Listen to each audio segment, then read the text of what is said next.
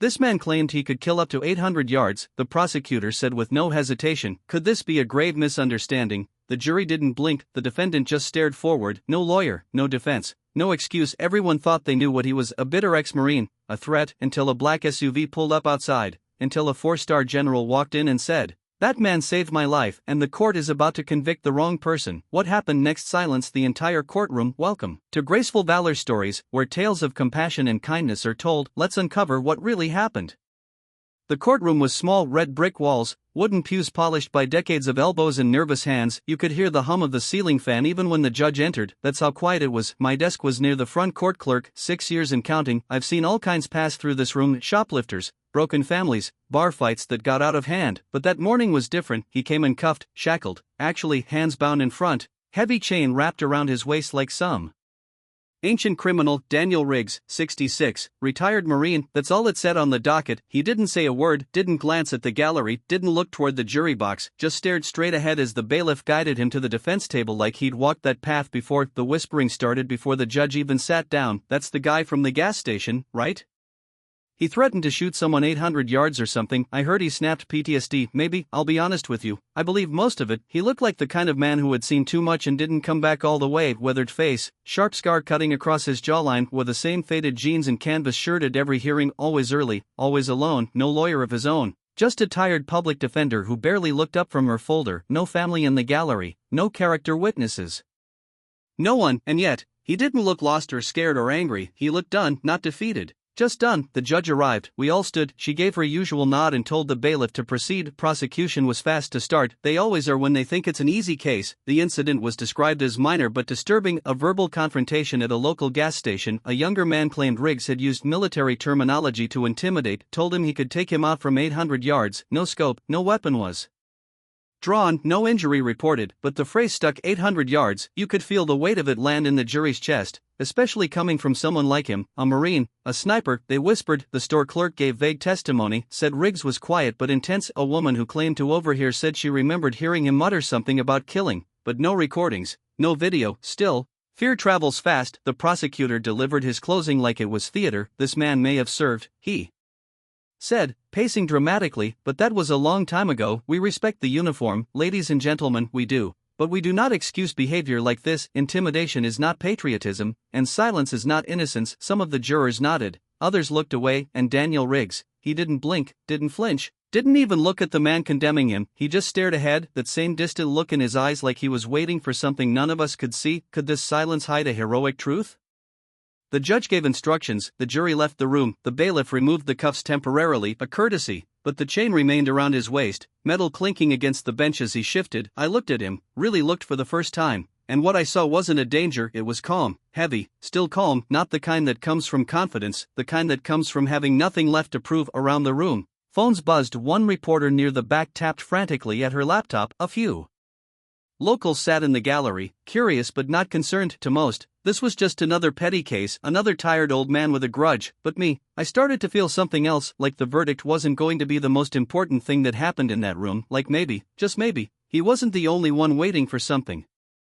And I remember it clear as day. Right before the jury returned, right before everything changed, the door at the back of the courtroom creaked open and a shadow stepped through. Not just any man, a four-star general, and he wasn't alone. Could this general's arrival rewrite a wrongful fate? It started with a sound, not loud, just a slow creak of the courtroom door open. At first, no one turned. We'd all heard doors open before: latecomers, reporters, a clerk back from lunch. But then came the hush, the kind of silence that moves through a room like a slow wave, pressing down on every breath. I looked up and I saw him, tall, straight-backed. His uniform was flawless, deep navy blue with sharp silver trim. 4 stars gleamed on each shoulder, not the kind you buy at the surplus store. A real general. He paused at the threshold, eyes scanning the room, not in confusion, not searching. He already knew exactly where to go. The judge froze mid-sentence. The jury, just returning, stopped in their tracks, mouths slightly open. The prosecutor blinked, then stood slowly like he wasn't sure if he was being pranked. I'd never seen a room so still. And then the general stepped forward. His boots didn't thud, they didn't stomp, they whispered, controlled, steady authority wrapped in silence. He wasn't alone. Behind him, maybe a step back, walked a man in his early 50s, civilian clothes, soft flannel, denim jeans, leather shoes scuffed from real use. No flash,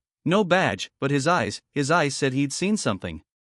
That never left. They made their way down the center aisle. The general didn't look at the prosecutor, not the jury, not even the judge at first. He walked straight toward Daniel Riggs, and that's when Riggs moved for the first time that day, just a slight lift of the chin, their eyes met, no smile, no nod. But something passed between them, something you don't need words for. The general stopped at the defense table, his hands clasped behind his back. The judge cleared her throat, standing slowly. "General, may I ask your business in this courtroom?"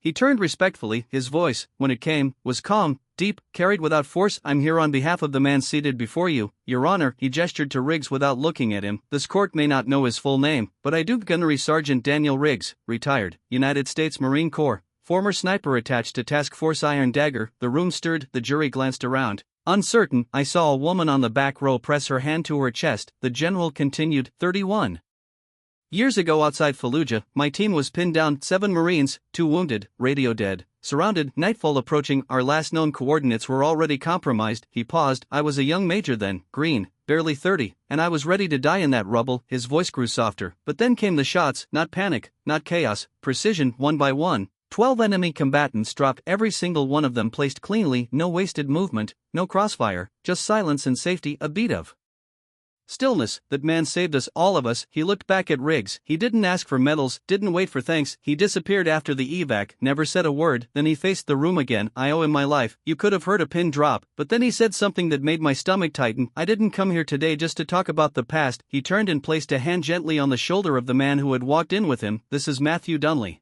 The general said. He was there that day at the gas station. A ripple went through the room. The same gas station, the same incident. Matthew stepped forward. No notes, no lawyer whispering in his ear, just a folded sheet of paper in one hand and tired eyes. "My name's Matt," he said, voice steady. "I was 2 pumps over when it happened." He held up the paper. "I gave a statement that day, but I guess no one read it." He glanced toward the prosecutor, then to the jury. "The guy who claimed he was threatened, the one who said this Marine told him he could shoot him from 800 yards, that guy was the one doing the yelling." He paused, voice tightening. "He shoved Riggs first, called him a washed-up psycho, said people like him were dangerous." He shook his head. "I saw the whole thing." Riggs didn't raise a hand, didn't even raise his voice. He looked at Daniel again. He just stood there, calm, quiet like always. The general nodded. "Thank you, Matthew." Then he faced the judge again. "With your permission, Your Honor, I'd like to formally submit this revised testimony along with a sworn affidavit from the gas station manager and security footage recovered yesterday." The judge nodded, stunned. "Permission granted." The prosecutor's mouth opened, closed, opened again, but no words came, because what could he say? The entire foundation of the case was gone, and in its place stood something stronger, the truth. But the general wasn't done. He stepped toward the jury,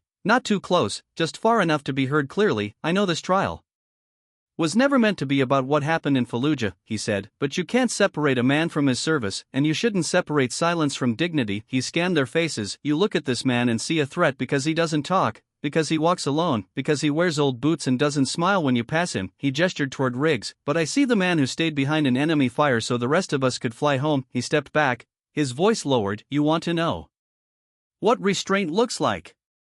He pointed at Daniel. "It's that." And with that, the general turned, faced Riggs, and slowly, without flourish, he dropped to one knee, not in weakness, but in reverence, not for himself, but for a man who had once saved him, and now needed saving in return.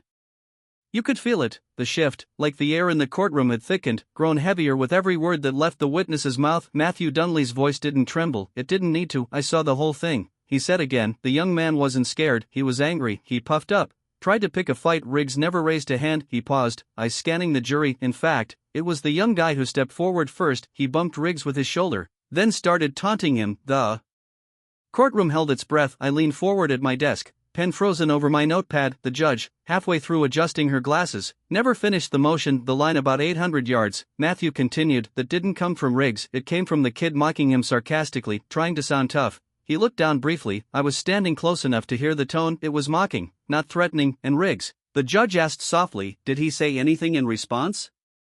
Matthew shook his head, just looked at him, said, "I'm done here," and walked away. That's when General Wyatt stepped forward again. "If I may, Your Honor." The judge nodded. She didn't say yes, she just nodded slowly like her heart already knew what was coming. Wyatt turned to the bailiff, who handed him a flash drive. He plugged it into the courtroom monitor. A grainy video began playing. Gas station footage, wide angle, slight fisheye distortion, but clear enough. The young man, tan jacket, messy hair, was right there. You could see him gesture aggressively, stepping in close, jabbing a finger. Riggs stood still, hands at his sides. No lunge, no threat, just stillness. The video had no sound, but it didn't need it. The body language was everything. At the end of the clip, Riggs turned his back and walked away. Back in the courtroom, no one moved. The prosecutor fumbled for words, but they didn't come. His notes sat limp in his hand. The jury sat frozen. One woman clutched the edge of her seat like it anchored her to the moment, and then Wyatt walked toward the defense table, not with fanfare, not with formality, just purpose. When he reached Daniel Riggs, he stopped for a breath, then two, and then he dropped to one knee. The courtroom didn't gasp, it didn't need to. Silence hit like thunder. "I'm sorry," Wyatt said, not loud, just clear. "I'm sorry for today, for every day since Fallujah, for every sidewalk you were ignored on, every job you couldn't get, every whisper behind your back, for a country that's forgotten how to listen to its own defenders." He bowed his head. "I'm sorry we didn't stand up for you sooner." And for the first time since that trial began, Daniel Riggs moved, not a shift, not a blink. He stood slowly, one hand resting lightly on the table for balance, the other reaching forward. He placed it gently on Wyatt's shoulder, not to stop him, not to lift him, just acknowledgement. Then, for the first time that day, maybe the first time in years, Daniel Riggs smiled. It wasn't wide, it wasn't showy, just a quiet curve of the lips, like a weight had finally been set down. The general looked up, and Riggs extended his hand. They shook, old soldier to old soldier, brother to brother. The entire room froze, not a camera flashed, not a foot shuffled. Even the judge had one hand pressed to her chest, the other gripping the bench for support. It was a sacred silence, the kind that doesn't come from shock, but from reverence, from finally seeing someone you should have seen long ago, and for one long holy second time paused. For Daniel Riggs, the judge didn't bang the gavel. She didn't need to. Her voice was steady, but softer now, like something inside her had changed. "In light of new evidence, this court hereby dismisses all charges against Mr. Daniel Riggs." A pause, and on behalf of this bench, I offer a formal apology for the failure of due process. Her words landed not like verdicts, but like healing. Riggs didn't react, not with a smile, not with a nod. He simply turned his gaze forward, as if waiting for permission to leave a chapter behind. The bailiff stepped forward, keys in hand. The heavy chain around Riggs's waist fell away with a quiet clink. No one clapped, no one dared, because this moment wasn't for applause, it was for acknowledgement, it was for grace. I stood behind my desk, hands trembling on the oak surface, watching a man walk free, not just from chains, but from the weight of being misunderstood for too long. When Riggs turned toward the exit, every juror stood one by one. No order, no signal, just respect. He passed the gallery, the reporters, the stunned prosecutor, the judge, and as the doors to the courtroom opened, there they were, dozens of them lined along the steps outside. Old boots, faded caps,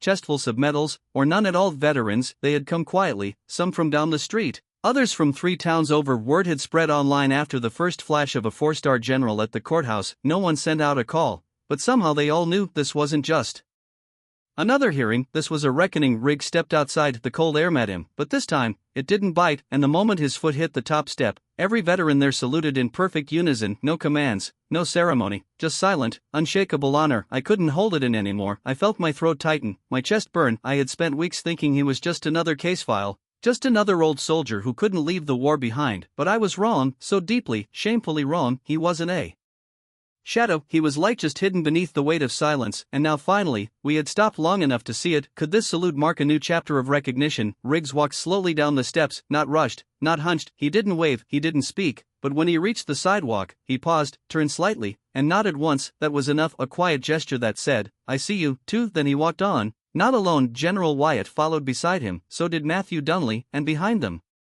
half a dozen veterans fell in step. No cameras, no parade, just footsteps, purposeful, grounded, and for the first time since this trial began, I didn't feel like a clerk anymore. I felt like a witness to something sacred, something we almost missed, because sometimes heroes don't raise their voices, they carry their silence with dignity, and if the world's too noisy to hear them, then it's up to the rest of us to speak, to step forward, to say we remember. Daniel Riggs didn't need a speech, he didn't need a verdict to know who he was, but on that day in that courtroom, the rest of us needed it. We needed to remember what sacrifice actually looks like, not polished, not publicized, but quiet, worn into the boots of a man who walked alone for too long. The day he walked out different, not because he changed, but because we finally saw him clearly. And maybe, just maybe, that's what justice really is, not paperwork, not punishment, but recognition, truth, and the courage to say it out loud even if it took 31 years and a 4-star general to help us listen. Sometimes a man doesn't need a lawyer, sometimes the truth finds its own voice, and when it does, the silence becomes a kind of anthem in our darkest moments.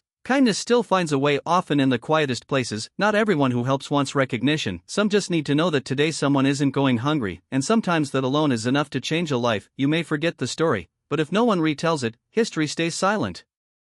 Forever, subscribe to Graceful Valor Stories, where justice is honored, kindness is remembered, and no act of quiet heroism is ever lost.